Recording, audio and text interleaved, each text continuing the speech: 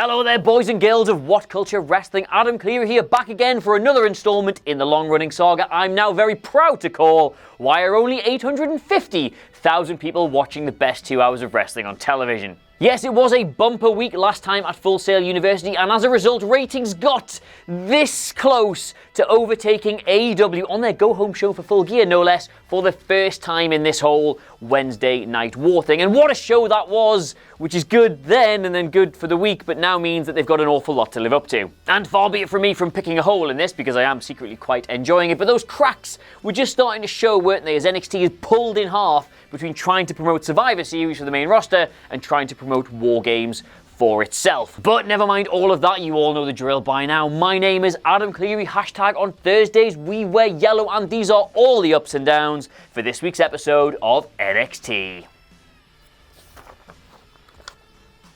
Play the thing. Oh no, we don't have it anymore. Because Miller says you keep ruining his videos, so we can't use it. What have we got instead? Nothing. You're do it yourself. Do it myself. I do it myself. Okay, do it myself. No, I'm not doing it. We open the night with Lio Rush defending the now apparently called NXT Cruiserweight title, even though we still got the big WWE logo on it, against Angel Gaza, and I must offer a very quick apology for last week. Got a load of tweets from people, including a couple of grasses who actually added Angel Gaza in it, saying we'd missed off his match last time on NXT. I'm very sorry about that. We did actually record it, it just didn't make it to the final video for reasons I'm not sure about, but we did do it, and I gave it an up, so there's the up. I've got to get rid of it again because we have to do a new show, but there it is. It existed. There you go. There you go, Angel. There's an up. Take it off. There you go. We move on. Anyway, though, in the here and now, this was an absolutely brilliant opener to NXT because the two men have contrasting styles, but still an awful lot of chemistry. It genuinely felt like they weren't giving us all the big spots they were capable of. It felt like they were keeping stuff back for another match down the line, which maybe tells us we're going to get a long-running feud over this, and if so, goody gumdrops. For anyone who's still on the fence about Garza's tight spot, this kind of proves how good it is because he ripped them off in front of Lio Rush's wife, and then they used that to inform the rest of the match because Rush was so cross about this. Hamlet pointing this out.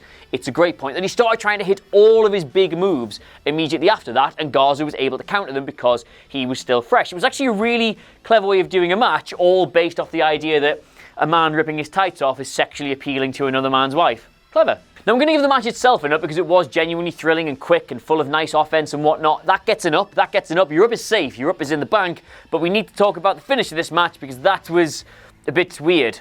Like, we'd already had the classic NXT format of trading all these big moves, kicking out finishes, a really intense finish to this match, and then Lio Rush hits the final hour and only gets a 2 count, but then he hits it again near the ropes, and then he gets the 3 count, but Gaza completely no-sells the damage and just sits up going, what the hell? How was I pinned? And that's weird and bad. I think it's because they're saving some more stuff for this down the line and they want to have a kind of unclear finish. And I get that, like, was his foot supposed to be on the ropes and Rush accidentally pulled it away and Gaza was supposed to be, so he was trying to sell. I don't really know, and the fact I'm having to debate this because it was such a messy finish is quite bad. So the finish gets it down, but the match gets it up. It's complicated. One thing that did really quickly stand out though was just how popular Gaza is now. Like, he was way, way, way more over than Rush, and the finish, be because they didn't like the result or they didn't like the way they went about it, got booed. So yeah, good for him, a star in the making. Xia Li versus Aaliyah next, and of course by proxy Vanessa Bourne, and I really don't know what to do with this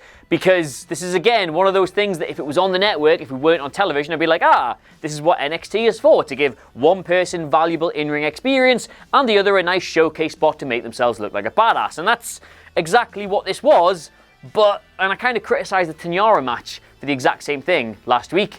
It's not really good for telly. Like, there's two sides to the coin here. As I say, it exists just to make one person look like a badass, which it did, and give the other person experience, which it did. But at the same time, it's such a noticeable dip in quality from the other matches on the card. It stands out. And when you're putting on a televised product, everything needs to be of a certain level. And wasn't for me. I don't really know what to do. But if I was on the fence about it, the fact that Xia Li popped Aaliyah's nose with a botch at the end means I'm probably going to have to give it a down, because either she was getting carried away or Aaliyah was just in the wrong spot. It shows that it's not quite ready for television. You shouldn't be injuring people like that in these circumstances, so I am going to give it a down. Sorry. If you haven't seen that yet, the finish was this big roundhouse kick after Aaliyah ducked another kick, and when she came back up, Xia got her like bang across the face with her foot and burst her nose all over the place. Guy came in the ring with a towel, had the thingy. It was just all a bit, I didn't want to see it. It's not that I don't like blood or anything like that, just a 2-minute squash match doesn't need it. And Xia Li's going to be a big star in this company regardless of how many noses she pops, so leave it out. Picking things up again was Finn Balor coming out to cut another promo, and is this just me, or does he look like he hasn't slept in months? Like, go back and watch any WhatCulture video from like early 2017. He looks worse than me.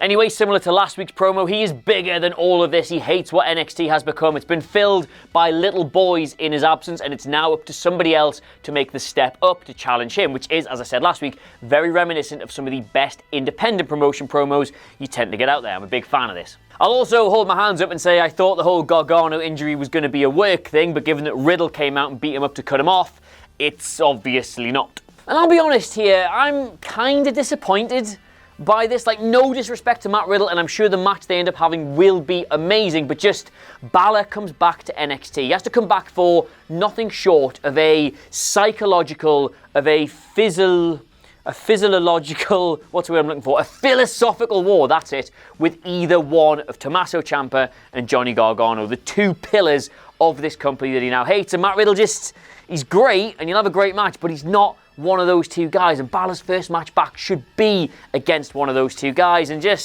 not going to give it a down, because it's not a down, is it? It's just a frown. But then after that, a total mess breaks out. As Riddle comes down, beats up Balor, they have a fight, Balor retreats away, then the Undisputed Era come down, surround the ring, wrong place, wrong time, buddy, they tell Matt Riddle, but then Keith Lee and Tommaso Ciampa come out to pretty much sort of even the odds, if you count Keith Lee as two people, which you absolutely should, and then from there, we somehow end up getting Keith Lee versus Roderick Strong. Now that seems really random and chaotic, but this is the build to a War Games match, which is itself random and chaotic, so I'm absolutely fine with that. My only slight criticism about this is that there are 16 different possible singles match combinations against two War Games teams, so why am I getting Strong and Lee again? I've seen them wrestle. Like, do Ciampa versus O'Reilly, or do Lee versus O'Reilly. I don't know, mix it up. I'm not complaining, because we've still got a great match out of it, but still, just jumble sale. And the reason that's not getting it down either is because the match itself was absolutely excellent. It was this great clash of styles again between Roderick Strong's technical mastery and just the sheer size and ingenuity of Keith Lee. There were some amazing spots in this, some amazing spots. There was a bit where Roderick Strong takes a big running jump to do a shoulder tackle, and Keith Lee just swats him out of the air with his enormous paw. It was actually a bit slow, in fairness, at the start. It kind of built and built and built and built to eventually what was an amazing spectacle, and I have to say Keith Lee looks like an absolute star now. He was just kind of, he was in the mid-pack, wasn't he, when they started NXT on TV? He had those matches with Dijakovic and then kind of went all over the place, but now, after that SmackDown run-in and after all this, he feels, like a big deal. As I say, there were some massive spots in this, including this ginormous superplex, which somehow only got a 2 count. And then Strong managed to hit the Olympic Slam thing that he's renamed the Roddy Slam? The Strong Slam, whatever he's calling it. That only got a 2. But then, as you'd expect, chaos broke out at ringside.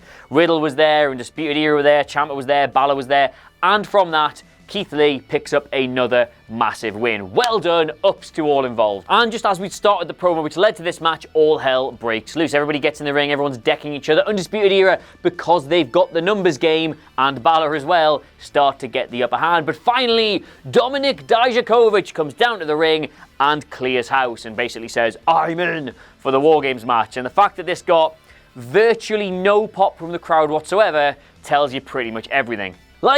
Again, this is the same as the Riddle thing for me. I think the match will be good, and I'm probably shut up when it actually happens, but this is, can anybody tell me why Dominik Dijakovic feels the need to save his rival Keith Lee and get involved in this storyline? I know Undisputed interfered in his title match that time, but is that it? Does he hate them because of that? There's not really a compelling reason to put him in this match, so it all kind of feels a bit, here is another man.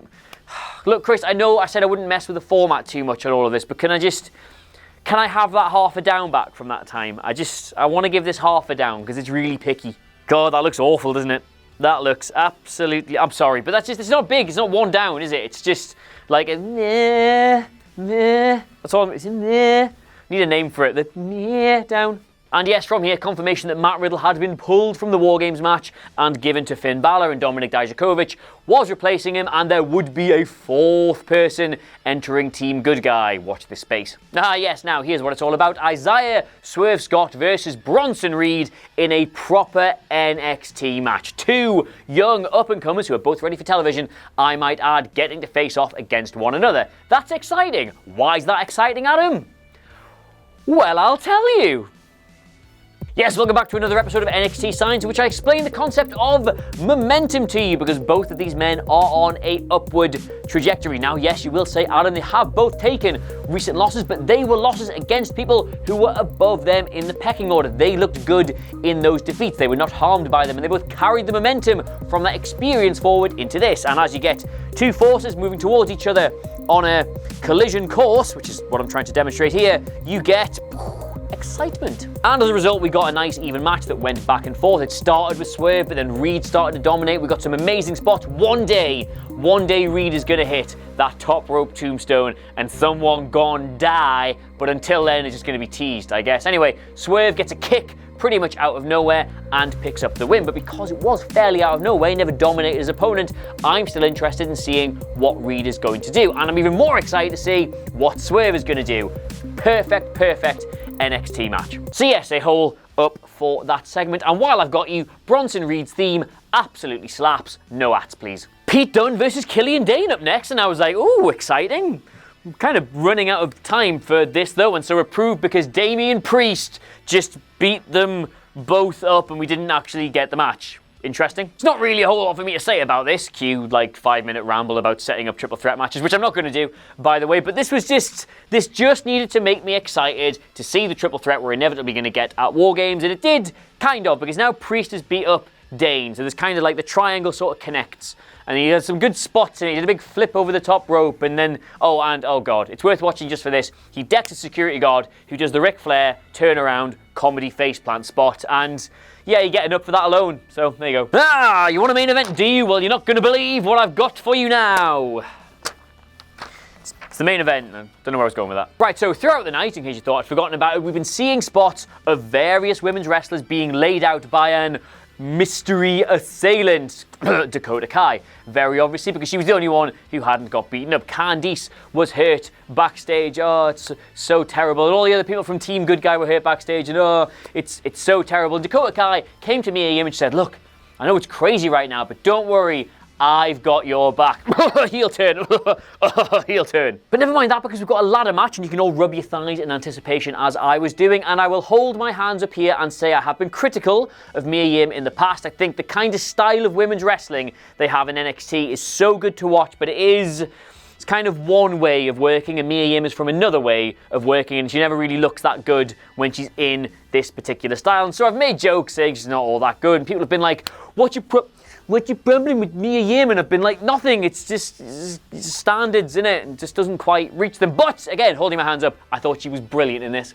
Look, right, it's a ladder match with two people who have good chemistry and a good style and both know how to do these things, and it was hard-hitting, it was brutal, it was excellent, it was inventive, it was ingenuitative. They hit each other with a ladder, they hit each other with their moves. It's a proper ladder match, this, but it was good enough that it made you forget about the stakes, made you forget about what was going on, made you forget about the danger until one crucial moment when this went from being a like C+, B-, 6.5 out of 10 good TV match to, wow, this is really good. And that exact moment was when the wrestling gods decided to bless this match and bless its competitors with a bad botch. Io Shirai comes off the rope, kicks the ladder into Mia Yim's face, and pops her nose. The second nose pop in the night. Now you might be sitting there going, wait, you idiot, did you not just give it down for the blood in that other match? And now you're saying here, this made it. Yes, I am, because that was a little squash match that didn't need blood. This was a ladder match main event, and a bit of colour in that helps you to realise the stakes and the danger and the excitement, and it was good.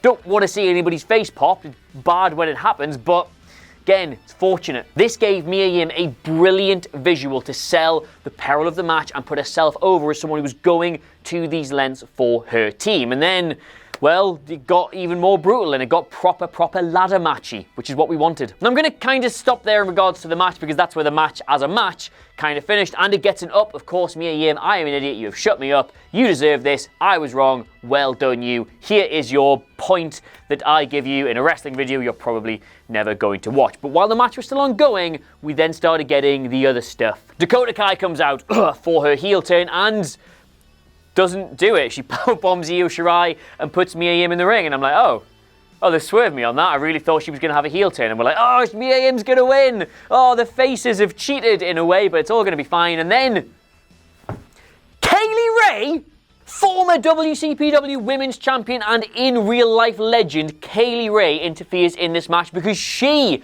is actually the fourth person in Team Bad Guy at War Games. She pushes Mia Yim off the ladder, who takes an unbelievable bump through another ladder. Go and watch it for that alone. And then that's it. Io Shirai climbs the thing, retrieves the briefcase, gets the advantage for her team. Wow. And it's a weird pick, this, because, like, no disrespect to NXT UK, but Kaylee Ray, she was in the Mae Young, she's featured a little bit here and there. The majority of the audience, especially on the USA Network, will be like, who's this? But if you are one of those people, take it from me, like, she's absolutely brilliant. I've watched loads of her matches. I've worked with her at WCPW. She is genuinely excellent and will be brilliant in that War Games match. It's weird that they're just kind of leaving Dakota Kai out of all of this, but I guess she can do stuff with, like, Shafir and Duke outside. I don't really know. It's a great pick. It's a surprising pick and one that does loads for the NXT UK brand. Up. And just when you thought that was it, just when you thought that was all of it, the bad guys, oh, well done, haven't yous won, what are yous like? Shayna Baszler comes out and starts applauding on the ramp. And then she gets attacked by Bayley! Yes, just in case you've forgotten that there is Survivor Series going on as well as War Games, Bayley comes out of nowhere, hits that new weird finish thing on Shayna Baszler on the ramp, and then scarpers. Now, if I had said to any human being alive 2 or 3 years ago, an episode of NXT, which is now on television by the way, will end with Kaylee Ray chasing away Bayley, who has just assaulted Shayna Baszler, life comes at you fast, my friends. Look, I've said my piece on the makeup of this match last week. Like, it wasn't worth sacrificing how good the women's title picture storyline was just for the sake of a War Games match, whereas conversely, the men's had no storyline going on, so it was perfect for that. I thought that was bad. I gave it all a down last week, but it is done now, and they are making the best of a bad scenario. We have two exciting teams, and I'm starting to buy into the idea that they all hate each other. It was definitely a down last week. I stand by that, but yeah, Bayley gets an up, Kaylee Ray gets an up, the match gets an up. Well done, everyone. And that's it for this week. I really liked the show. It was all, nothing I would say was like an A-star segment. It was all like B+, A-, a couple of like C's here and there. Like, it was all the good stuff was relatively good. I really liked this episode. But before we go, before you leave me to go and watch another video on WhatCulture, you bloody well better, just quickly got time to go through some of my favourite Ronaldoisms from this week. And they're all from the first match, actually. Mexico may be the world's largest producer of silver, but Angel Gaza is all about cruiserweight gold. Zing! We ask you to return your seat backs to their upright position. The NXT Cruiserweight Championship has been cleared for takeoff. Zing! Thanks to Nas, I can tell you that Xia Li has more kicks than a baby in her mother's stomach. So Nas there, inventing pregnancy. Good. I still don't know how this segment works. I'm just gonna just say it and then maybe something will happen. Ronaldo body talks like that. Suck my ass, Simon. So there you have it. Those are all the ups and downs for this week's episode of NXT. Hashtag on Thursdays.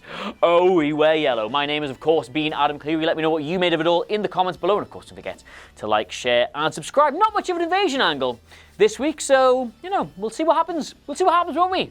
Going forward in the future, possibly on someone else's episode of the similar show. Goodbye.